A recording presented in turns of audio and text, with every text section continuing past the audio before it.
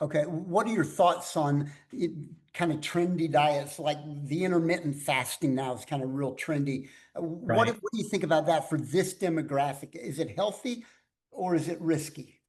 I think it's a tool. So, as with anything, it's a tool. Unfortunately, sometimes people, look at everything as a nail and they just use IF as a sort of hammer for most people.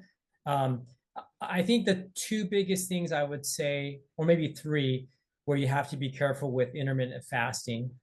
Um, and obviously there's all kinds of variations of that, but typically it's like, stopping your meal at 8 p.m. and then skipping breakfast and breaking your fast at 12. That's kind of the base foundation of what most people are doing.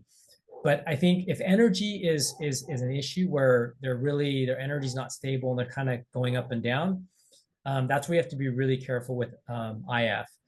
The other issue is if they have either some anxiety going on, high stress, or they're having maybe slight depression, you have to be careful because sometimes when you do skip breakfast throughout the morning and that sort of thing, then what can happen is that you can get undulation of cortisol levels, and that can really affect those sort of mental outputs.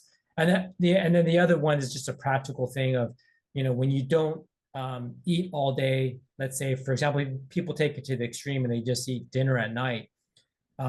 For our population that's getting older, if they can't get enough one calories but also protein intake, then they'll tend to lose more muscle mass.